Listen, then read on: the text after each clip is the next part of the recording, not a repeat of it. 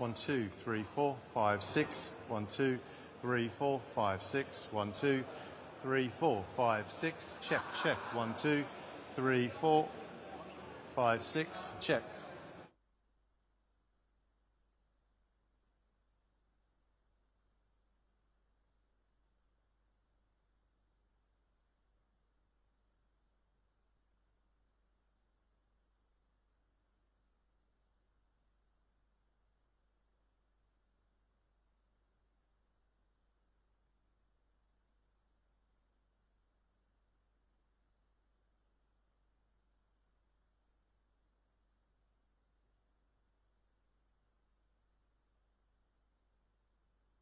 One, two, three, four. 1, 2, 3, 4. 1, 2, 3, 4, 5, 6. 1, 2, 3, 4, 5, 6. Check. 1, 2, 3, 4, 5, 6. 1, 2, 3, 4. 1, 1, 2, 2, 3, 4, 5, 6. Loads of level. 1, 2, 3, 4. 1, 2, 3, 4. 1, 2, 3, 4.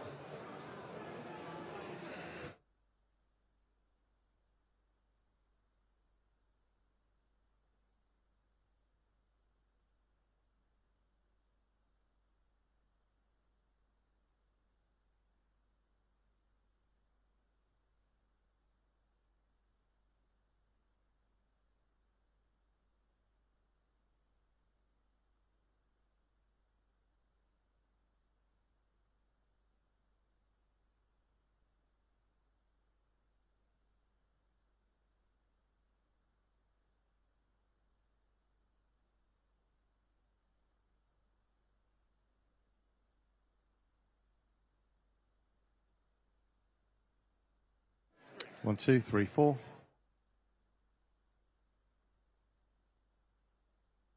1, 2, 3, 4.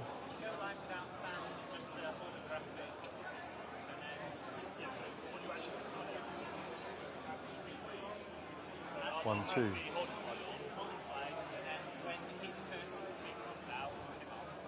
1, 2.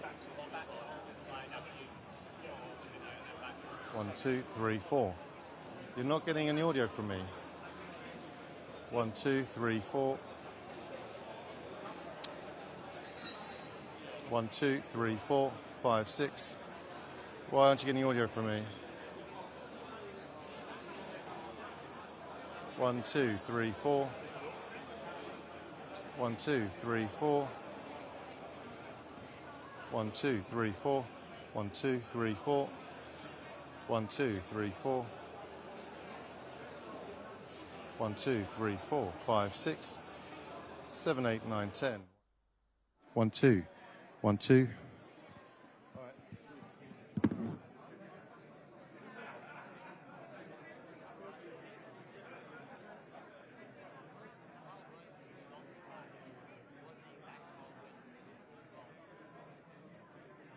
1, 2, 3, 4, 5, 6. 1, 2, 3, 4. 1, 2, 3, 4, 5, 6. 7, 8, 9, 10. 1, 2. Hold on. 1, 2, 1, 2, 3, 4. 1, 2, 3, 4. 5, 6. 1, 2, 3, 4. 5, 6. 1, 2, 3, 4. 5, 6, 7, 8, 9, 10. 1, 2, 3, 4. 1, 2, 3, 4. 1, 2, 3, 4. 1, 2, 3, 4.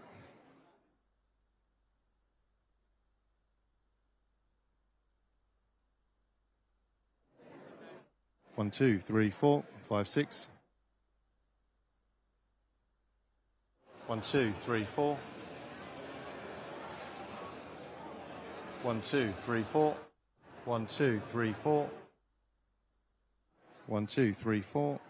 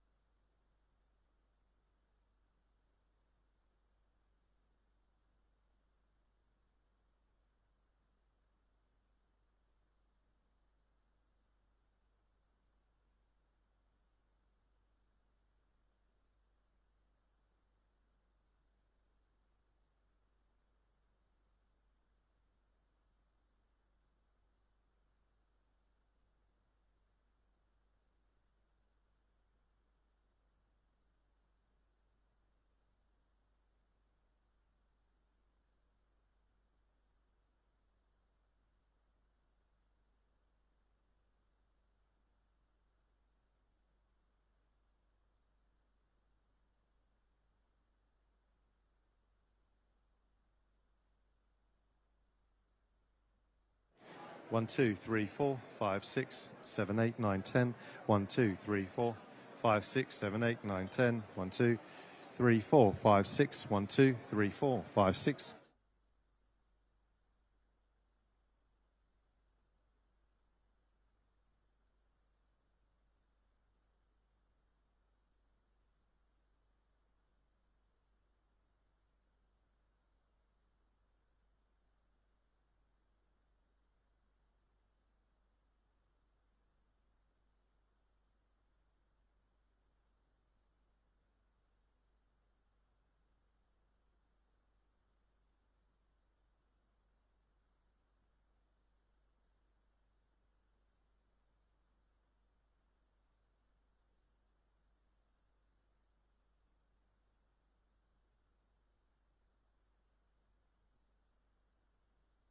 1, 2, 3, 4, 5, 6. 1, 2. 1, 2, 3, 4, 5, 6. 1, 2, 3, 4, 5, 6.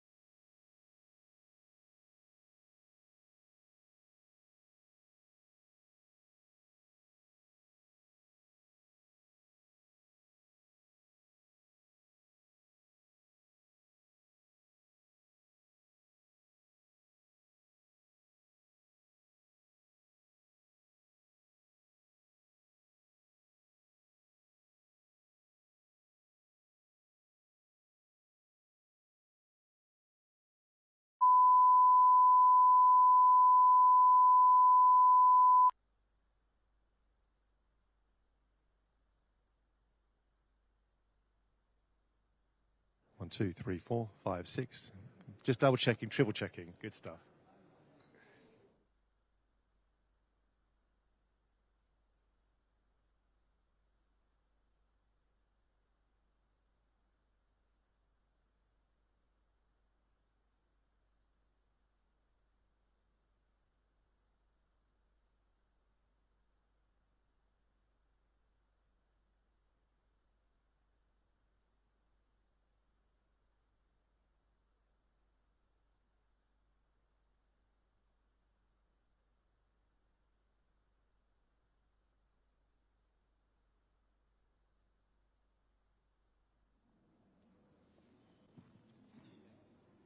Well, good morning, everyone. It's great to see you all here. My name is Kevin Bentley, and I have the honour of being the leader of Essex County Council. But a greater honour today to introduce to you the next leader of our party and the next Conservative Prime Minister of our country. Now, I've known Priti for almost 20 years. I've known her as a candidate, I've known her as a colleague, and I've known her, more importantly, as a friend. And if you've got Priti as a friend, you've got a friend for life, and a friend who's on your side and stands up for you, campaigns with you, works hard with you, and never lets you down. And that's why she'll be a great friend to our party, which she's already, but a great friend to this country when she leads it in future years to come. And if you had to sum up Priti in simple words, for me it'd be this: loyalty, caring about people, and not just caring, but actually actively helping them. And when they're in all sorts of issues and all sorts of problems they have, whoever they are, she will do that. Also hard-working. I've never known, I think I work hard, but I've never known anyone like Priti hard-working. But the thing that really stands out for me is her determination to deliver in public service. Public service runs through her DNA. These are her values, and these are the values that have stayed true to her from the very first day I've met her to this day today, and the many years that are going to come as well. And that's the message to you, to the membership, to the MPs in our party, but also, more importantly, to the country. People know Priti, and people trust Priti, and people know what she really stands for. She also helps local businesses in her constituency as well as her constituents. She comes from a business background. She understands what business is like and what their concerns are. And she's never, ever shied away from listening to those concerns locally, to those local business people, which are the absolute heartbeat of our economy, and acting on those concerns.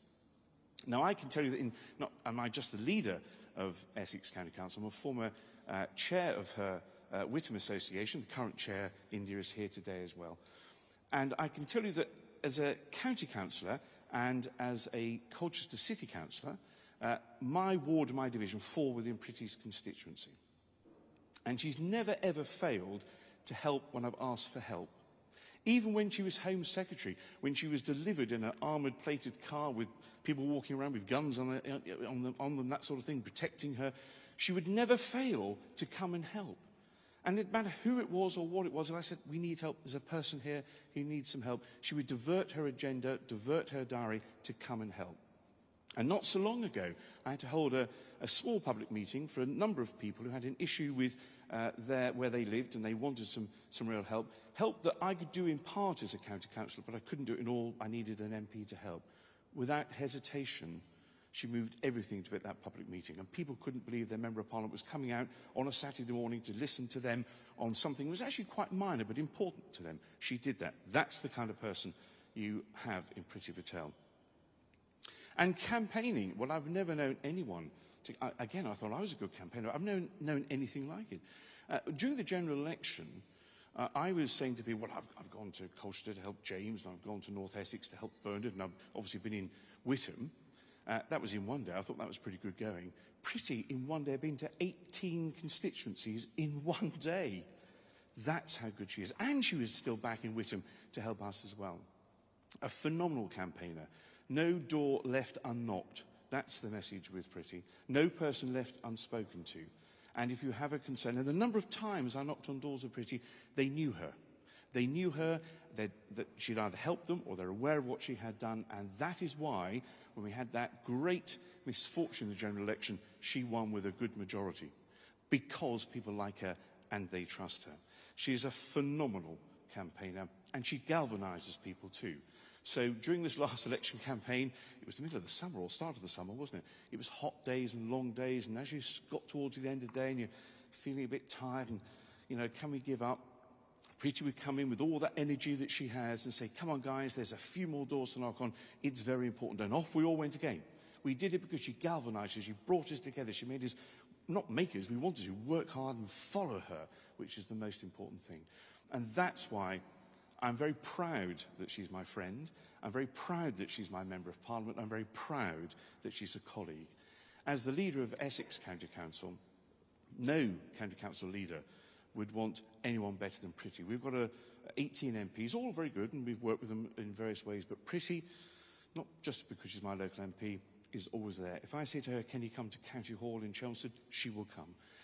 And conversely as well, she will hold us to account. I'm not frightened to do that either, and that's important. That's important. She'll hold anyone to account, even her friends. And she's done that to me, and I'm glad she's done that to me. It's made me a better leader of Essex County Council. So friends, colleagues, party members, I'm very proud today to introduce to you, as I said before, not just my friend, and in many cases your friend as well, but the next leader of our party and the next person who will be the Conservative Prime Minister of our great country. Thank you. The Conservative and Unionist Party is the most successful political party in history. The British people place their faith in us. Why? Because we are the party of public service. And when the country needs us, we step up and deliver. The people have been our compass, and in turn, they gave us their trust.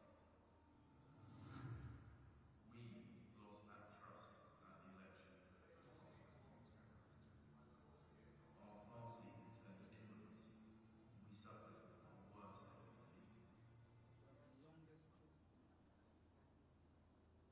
Now, we must earn back the public's trust by holding this government to account. We must show unity against their divisiveness, show strength.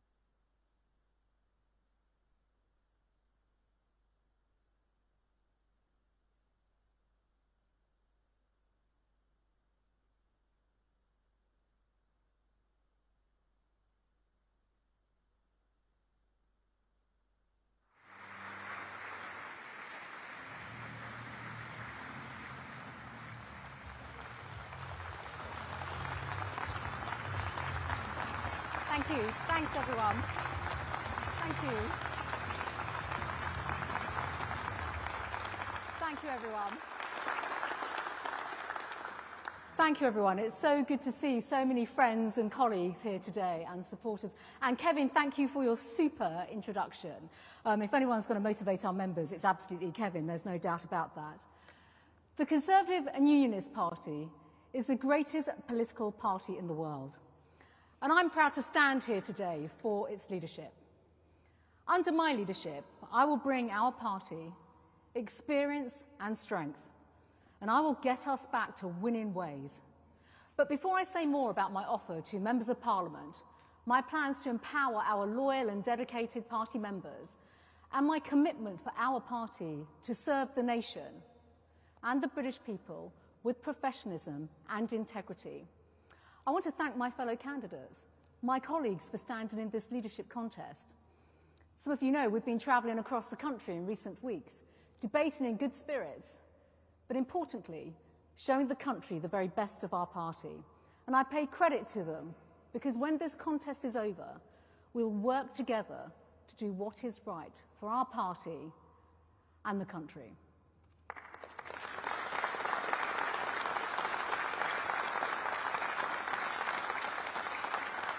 Now, I don't need to remind anyone in this room as to why this leadership contest is taking place. And many column inches have been devoted to how we fell to such a historic defeat. I have heard loud and clear what the British people have had to say. And while we will reflect and learn on the lessons, under my leadership, our party will be firmly focused on the future. So today, 8 weeks on, our attitude will change. And we will draw a line in the sand, because it's time to move on and move forward. I'm an optimist with clear goals, and I will revive our party so that we can provide the leadership that our great country needs. Because conservatism has not failed. Our values and our principles remain as true as ever, and they are still shared by the majority of the public. Our love for our community and our country, our commitment to the rule of law, and our passion for furthering the conservative traditions of extending opportunity more widely by promoting freedom and enterprise to deliver security and success for our country. Those are timeless values. They bind the communities of Britain together and are the values that we Conservatives have championed more than any other political party. When I travel around our great country, I see how much our values mean to the British people. It makes me proud to be British when I see them in action every single day. I see the excitement of a young family getting their keys to their first home and valuing the security that comes with it, just as I did with my first home. I see the great research, inventions and innovations in our universities and businesses. I see the incredible care given to our hospitals, treating and curing conditions which have inflicted pain and suffering on our loved ones. I see inspirational teachers in our classrooms, helping to educate and develop our children. And I see brave police officers bringing order to our streets and confronting the perpetrators of crime. And I see the entrepreneur boldly taking a risk on new businesses, just like my parents did, while working 7 days a week to provide for their family and to give their children the chance to fulfill their dreams and achieve their potential. What I don't see is what Labour sees. Earlier this week, we had the spectacle of a Labour Prime Minister standing in the Rose Garden of Downing Street, delivering one of the most feeble, pitiful and dishonest speeches you will ever hear. He was feeble in his claim to say that he was tough with the trade unions in pay negotiations. That was after he immediately rolled over to appease his paymasters at the expense of the British taxpayer. He was pitiful to claim that he is locking up criminals after spending years in Parliament voting against tougher prison sentences for violent criminals and sex offenders, and campaigning to block the deportation of dangerous foreign national offenders. He was completely dishonest with his complaints and his claims about the British economy that he has inherited, which were clearly made to justify his nasty financial assault on the very people who deserve dignity in their retirement and who have spent their working lives contributing to the very fabric of our nation. That's our parents and our grandparents. From the painful and damaging tax rises upon Britain's hard-working families and businesses that we now know are coming, to the rot and the corruption of Starmer's cronies being appointed to the civil service, all we have seen over the last 56 days is a Labour government of self-service, politics without principle. While Labour are trash-talking Britain for their own desperate means, I see a proud and resilient country, a country that knows that we face challenges, but is determined to overcome them and is hungry for success. I see a country that pulled together to deliver the most successful rollout of the COVID vaccine. I see a country of world leaders in fintechs, in science, AI, agriculture, renewable technologies, just to name a few. And as we've seen in the Olympics and the Paralympics, a country of inspiring and world-beating sportsmen and women, we are not called Great Britain for nothing. And with our country now at the mercy of a self-serving Labour government, a reality that gets more frightening as each and every day passes, I will ensure that our party has all the tools needed to take them on and to send Starmer packing. For the Conservative Party,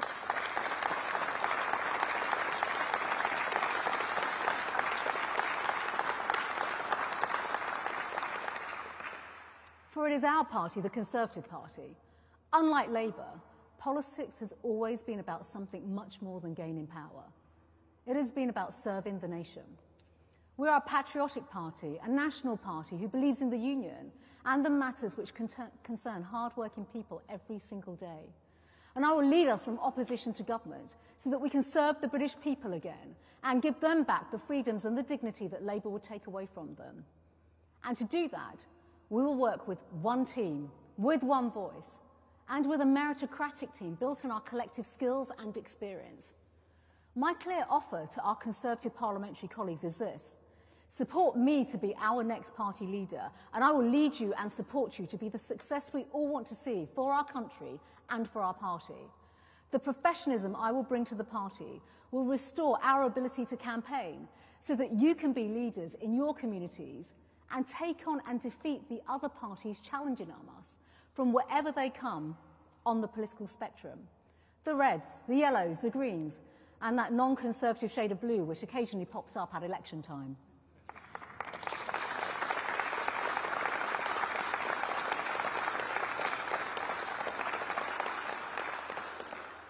And if you back me to be your leader, I will unite our parliamentary party. We are 121 MPs in Westminster. We are blessed with talent and experience from a wide range of backgrounds.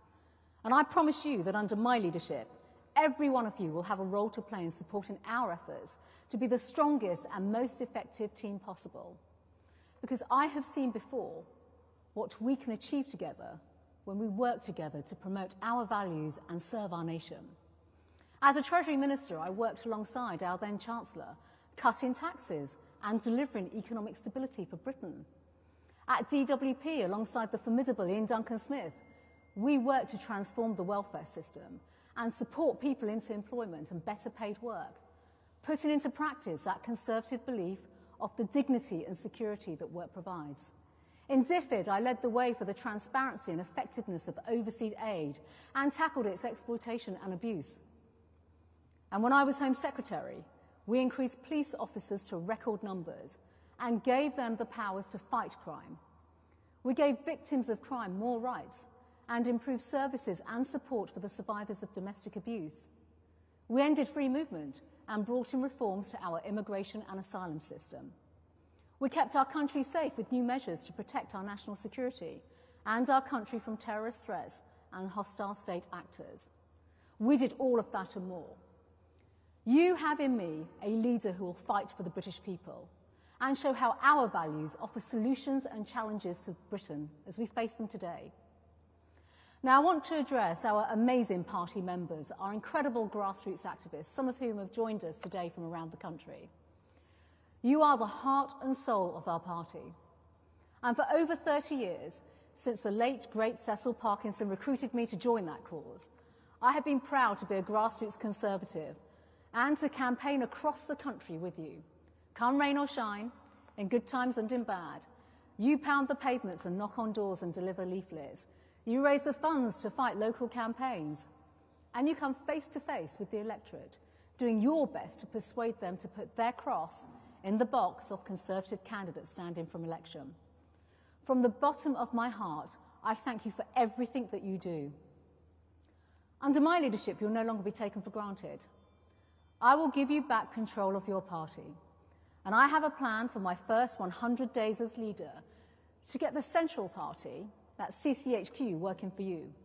I will empower you with more say over the policies we develop, drawing upon your expertise and ideas that you have. I will put in place a process for an elected chair of our party. And I'm going to reform the controversial and unacceptable parliamentary candidate selection process, which saw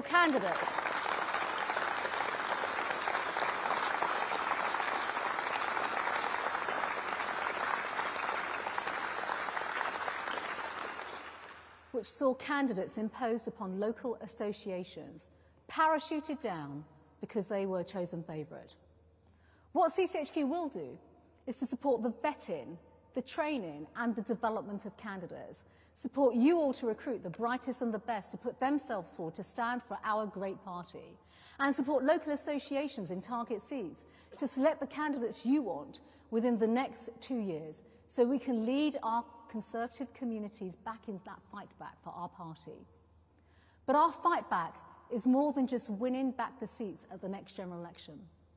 Under my leadership, our party will fight to win seats across every level of government. And that starts next year with the local elections. We have some brilliant leaders in local government championing Conservative values. And I know because I've worked with them around the country. From County Councillor Kevin Bentley, you heard from him earlier on, to Baroness Teresa O'Neill in Bexley, to our elected mayor in Teesside, Ben Houcham.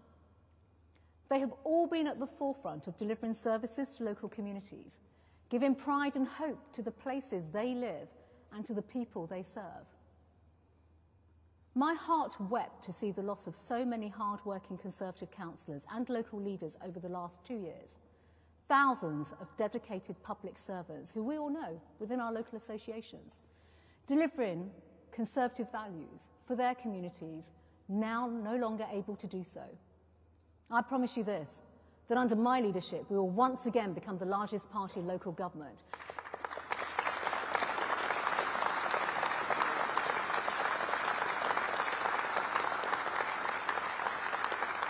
That's not all. We will campaign to hold the seats that we have, campaign to win back the seats that we have lost, and I will not stop at campaigning to get Conservative councillors elected. I know the incredible work that our Conservative Police and Crime Commissioners do. We have some here today, like Roger Hurst, Alison Hernandez, Rupert Matthews, Caroline Henry, David Lloyd, and Andrew Snowden, who is now one of our MPs. I've seen what they have done to recruit more police officers, to fight crime, and support the victims of crime. We lost too many of them in May's elections, and I'm going to campaign to get Conservatives back into those roles.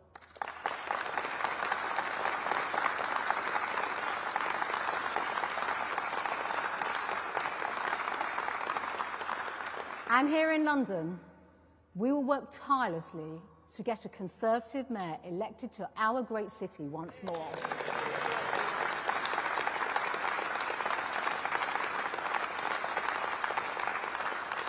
I want to put to an end Sadiq Khan's high taxes, his soaring crime rates, his war on motorists, and the rotten governance that's taken place across our great capital city.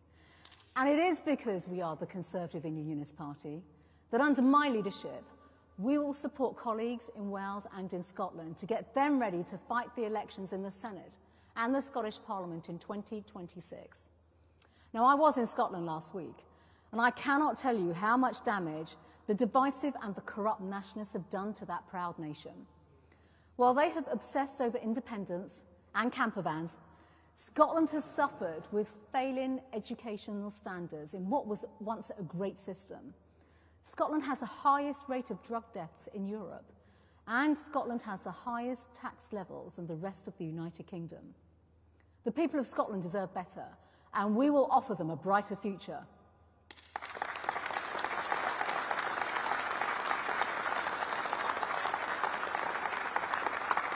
And in Wales, people have suffered for 25 years under Labour rule. A self-serving Labour government that Starmer has boasted will be the model that he wants to follow in England.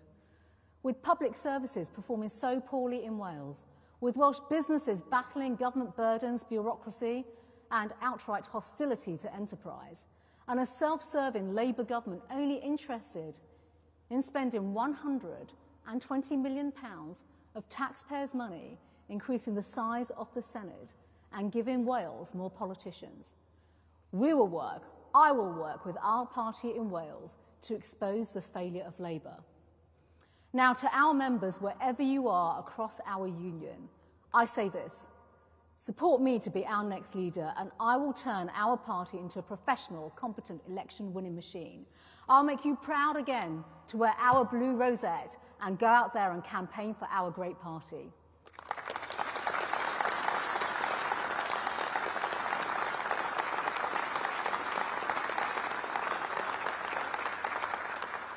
Now, I've spoken to our MPs and to our party members. Now I want to speak to the British people. In me, you have a leader who understands the challenges of our country, and I will guide you through them. I will never promise you what I can't deliver, and I will never tell you what I think you may want to hear because it sounds easy or simple to deliver. What I will offer you are credible and compelling plans for the future of our country, one which is anchored by our shared Conservative and British values. That is why I will always fight for your freedoms: free speech, free enterprise, and the freedom to keep more of what you earn and to live your lives how you choose. That's why I will always champion innovation over regulation, technology over taxation when it comes to improving our energy security. And that's why I will always stand up for law and order and strong border controls. That's why I will always support people across Britain to have their say about the future directions of their community. And that is why I will always promote choice and opportunity over state control. In me, you have a leader who offers you experience and strength, and who has spent their life fighting and winning battles. You do not get to stand here in my shoes if you have not faced down adversity, dealt with setbacks, and got through some difficult times. You might even say that those experiences have given me a core of steel. And in me, you have a Conservative leader motivated by values and a lifetime of public service. For my record of public service did not begin in May 2010 when I was elected Member of Parliament for Whittam, nor did it begin when I worked with William Hague to put the fire back in the belly of our party after 1997.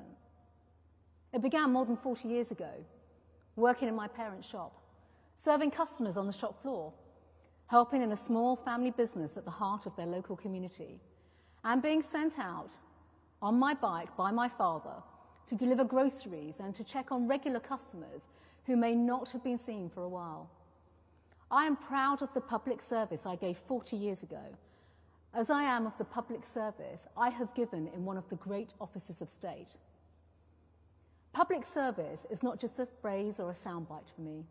It is ingrained in every fibre of my being, from working on the shop floor to being a proud mother, to standing up and representing the part of Essex that I stand in, and to putting our national interests first in government.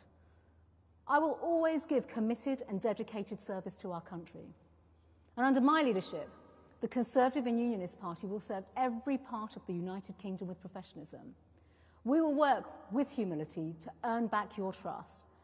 And we will be one united team, with one voice, promoting our shared values, serving our nation, and we will unite to win. Thank you, everybody. Thank you.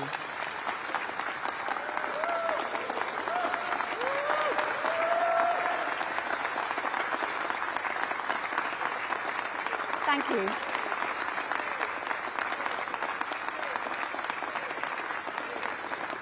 Thanks, everyone. Thank you. Thank you. Thank you. Now, I'm going to take a series of questions. Before we come to the press, I'm going to take some questions from our members, from our activists, that have been submitted in advance. So can I start with Emily Hewitson? Hi, Priti. Hi, Emily. Nice to see you. Thank you for a really uplifting speech. I'm sure everyone can agree. I just wanted to ask that as a young person, as a young Tory in particular, I found it a bit of a hard sell recently with my friends to get them to vote Conservative, especially after the last government, which we won't go into. So I just wanted to ask what you would do to incentivise more young people to vote Conservative. And secondly, I'd love to know your thoughts on Keir Starmer removing the portrait of Margaret Thatcher from Downing Street. Emily, that's great. That's really, thank you. Thank you for joining us today as well. So, believe it or not, Emily, when I joined the Conservative Party 30 years ago, we were the party for young people. And we had the energy, the enthusiasm, and that's where we need to be all over again. Because the reality is, we are just not appealing to the next generation, because we are not supporting them when it comes to our own values and beliefs and helping them to get on in life. The Conservative Party used to be the party for young people, because if you wanted to work hard, succeed, get on in life, this was the place to be. And I can tell you now, under my leadership, that's exactly what I will do. I will make us compelling, attractive, show that if you want to get on in life, this is the party that can absolutely represent you and others, a whole generation of young people, because that's who we are as Conservatives. On Keir Starmer, well, where should we start? 56 days in office, and he seems to be spending more time removing portraits of great, strong Conservative female leaders rather than getting on and doing the strong job of governance. If he wants a picture to replace Margaret Thatcher, he can always have this one. But it does tell me...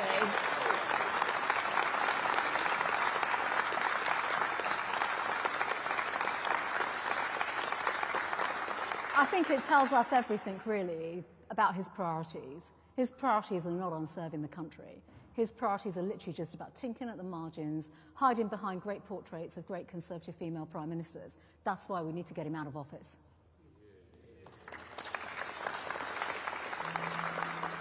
So the next question is from Eileen Pallan. Thank you, Priti. With Labour removing the social care cost cap yesterday, despite Wes Streeting saying on the 16th of June on the Laura Kuenssberg show that they absolutely would not do that. Could you tell me what you will do as the leader of the Conservative Party to support our older people who will require social services going forward?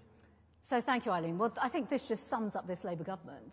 Nasty, cruel, hostile when it comes to literally people that have contributed all their lives, contributed to the fabric of our nation. And it's just another example of their nasty assault on our pensioners.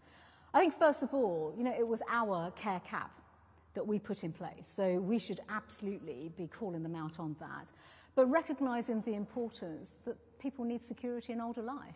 And we cannot have punitive policies. So working with me, I'm going to work constructively to deliver and develop the right policies that support people in their elderly years with dignity, with the care and compassion that, you know what, is intrinsic to our Conservative values and beliefs, and that's what we need to be doing.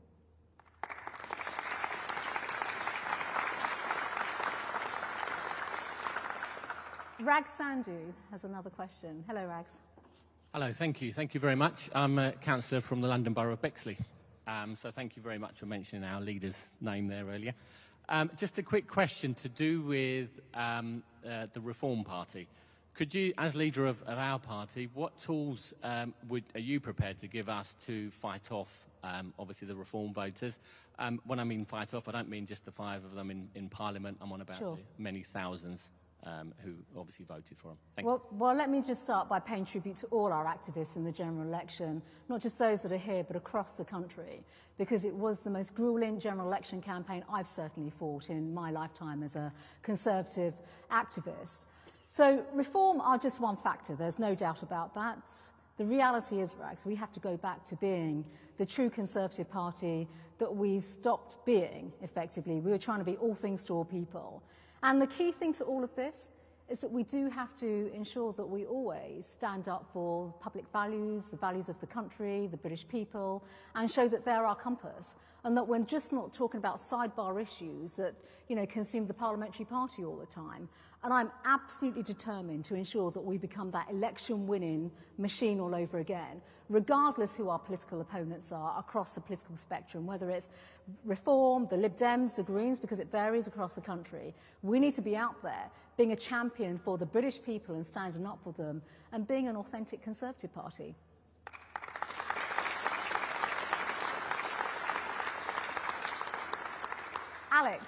Alex Clarkson. Thank you. Dame Priti, it's an honour to be here, and not least because I was actually one of those parliamentary candidates that you came to support.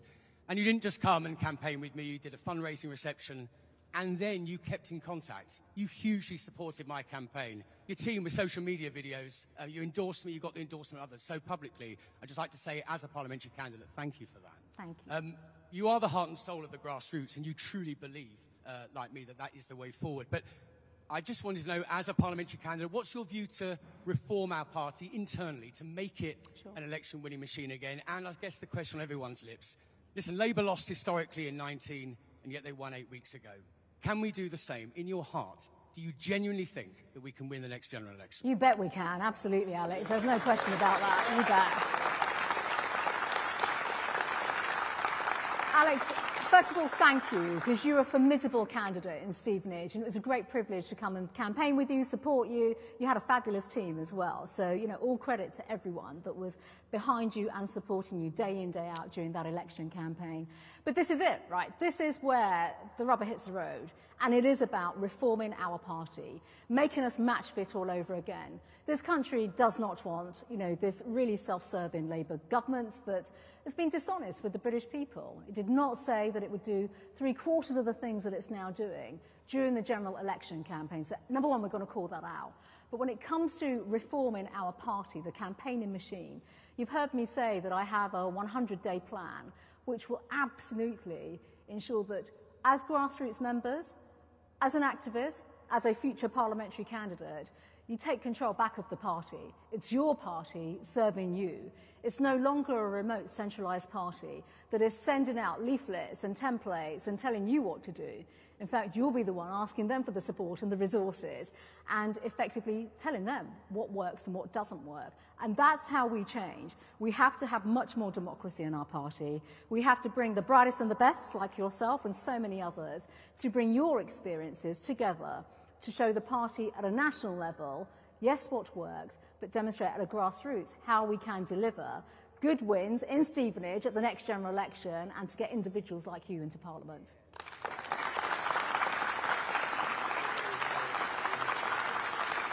Right. So I'm going to take some questions from the media, and first of all, I'm starting off with GB News. Chris Hope. Yep. Okay.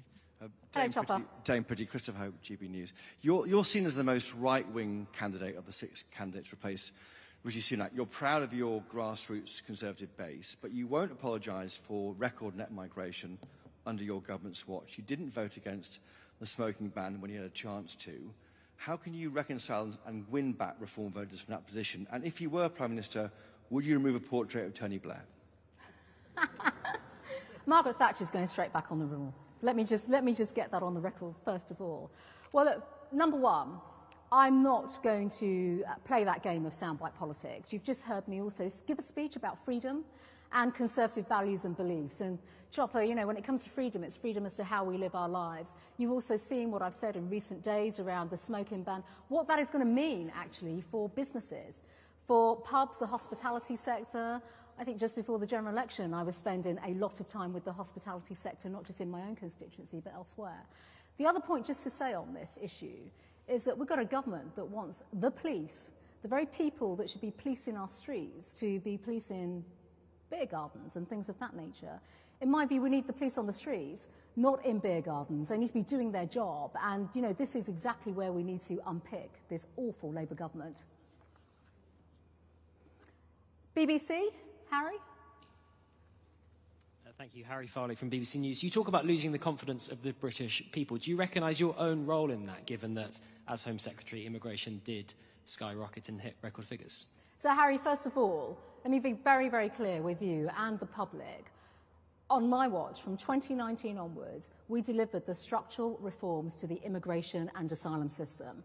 That was the introduction of a points-based immigration system, which effectively means that the government of the day has the levers to control who comes into our country and who does not come into our country, and that includes numbers. So if we want to get into the politics of sound bites and just giving out spurious numbers without any context, let me just put some context to everybody here and at home. Are we now saying that those NHS workers that came here during the pandemic were not welcome and that we should be sending them back? Are we saying that we were insincere to the people that came from Hong Kong, the BNOs and the Ukrainians when war in Europe took place? That is certainly not the Conservative Party that I represent. And I think when it comes to immigration, context does matter. It is far too simple, far too lazy to just speak about numbers without that context.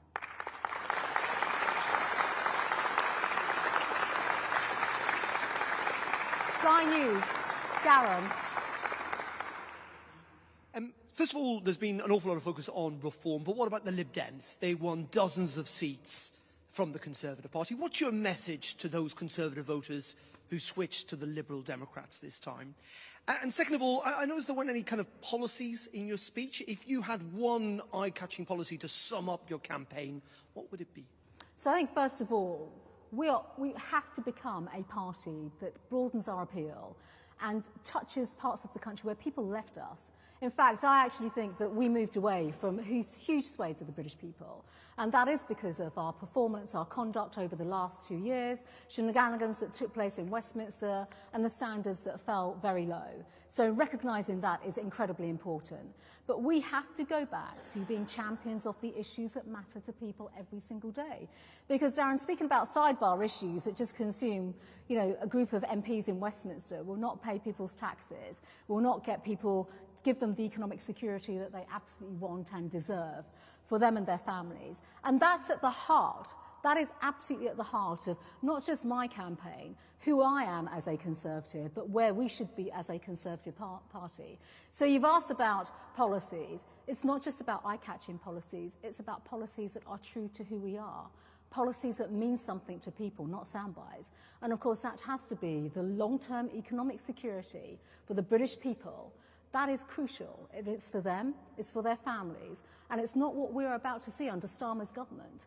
Basically, inflation busting pay increases for his trade union friends, for the way in which he's conducting himself and bringing standards in public life down to a new low. We have to be literally where the British people are, and I can say this to all of you now. The British people are where my compass is, and that's where we need to be as a party. Harry Cole. Good morning. I think the overbearing message from the general election is that the country wants to hear less from the Tories for a long time.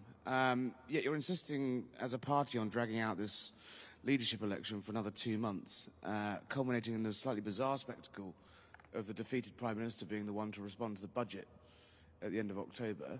Do you think the leadership election should be expedited? And surely it should be for the new leader to set the agenda and respond to one of the most significant budgets in a very long time. And if I may, do you still want to bring back the death penalty? So, Harry, first of all, this leadership contest is, the rules have been set, they've been determined, and that's the time frame. And everybody is crystal clear about the time frame. They really are. And on your latter question, the answer is no, and you know exactly where I stand on law and order and supporting the police and ensuring that our police officers are given the powers and the tools to do their job, which is a complete contrast to this Labour government and to Keir Starmer and his Home Secretary that voted against all the laws and legislation that I put forward on those issues.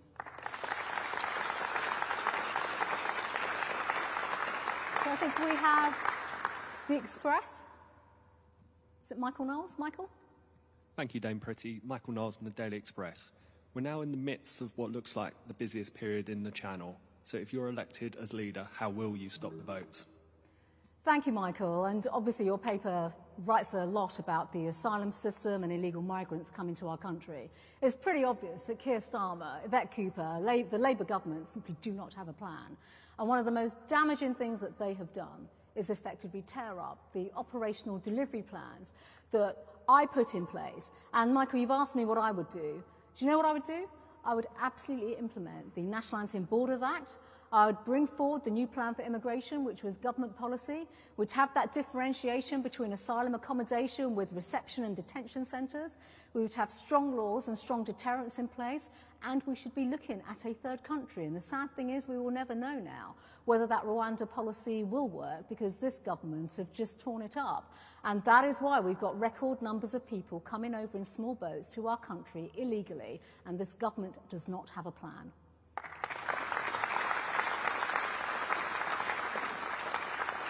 David Churchill, The Mail. Thanks, David Churchill from The Mail. If you're lucky enough to win the leadership and win the keys to number 10, will you bring back Boris? Do you see a place for him in your cabinet, and what sort of role does he have to play in public life? And also on winter fuel payments, there's obviously a lot of anger that they've been taken away from pensioners. Would you run on a ticket to give them those payments back?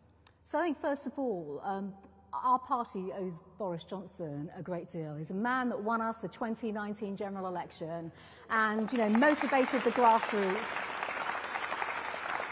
and actually was a true leader. He really was. That's a matter for him now, obviously, in terms of his choices, what he chooses to do going forward. On winter fuel payments, I could not be clearer. I could not be clearer about this government and the shameful way in which they are treating our pensioners, our parents, our grandparents, the very people that deserve dignity in retirement. And I will back them, I will support them, we will ensure that we have the resources to give them the dignity in retirement that they absolutely deserve. And I've been standing by the whole approach in terms of standing against this awful, rotten government, against their plans to abolish these winter fuel payments.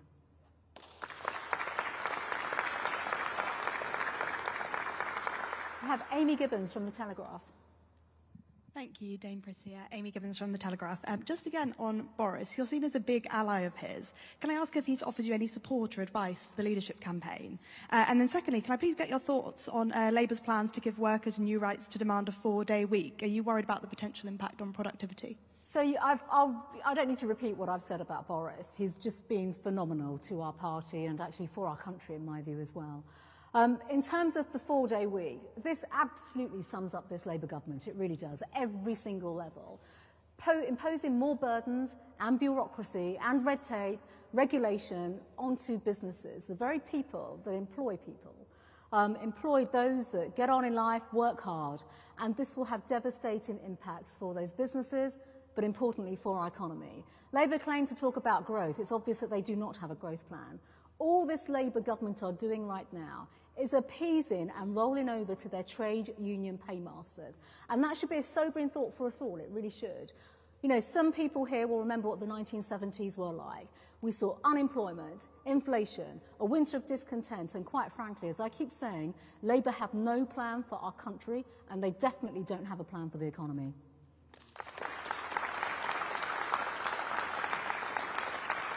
And Peter Walker from The Guardian. Hello, Peter. Hi. Hiya. Thank you for taking the question. If I could return very, very slightly to an earlier question. Do you think the party, and in particular you, are focusing enough on the voters the Conservative Party have lost to the left? Reform UK won 5 MPs, Lib Dems won 72, and a good 60 of them were taken away from you. And if you speak to kind of soft Conservative voters who attempted to move to Lib Dems or just not vote, a lot of them really disliked the Boris Johnson era and really disliked what the last, I don't know, 6 or 7 years of Conservative rule were like. Can you say anything to them that would tempt them back to your party? Well, thank you, Peter. The answer is yes, of course. And the way we win people back is actually moving back to being that authentic Conservative Party where we're standing up for our country, for people's interests. And it just seems so self-evident that over recent years, we should be honest about this, particularly in the last few years, our party got wrapped up in literally squabbles in Westminster, verbal assaults upon each other. That is divisive and that does not show unity. And my complete proposition is about uniting, speaking with one voice, having one team. We have to literally have the British people as our compass. And I'd be proud to do that because it is standing for them, demonstrating that we are not remote from them. I had people say to me in the general election that your party is out of touch, your party is selfish. Well, I don't resonate with those terms at all, I really don't.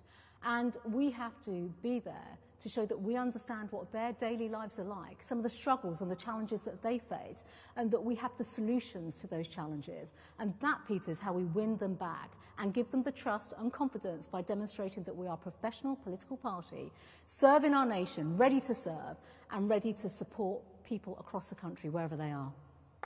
Thank you. Thanks, everybody. Thank you. Thanks, everyone. Thank you very much.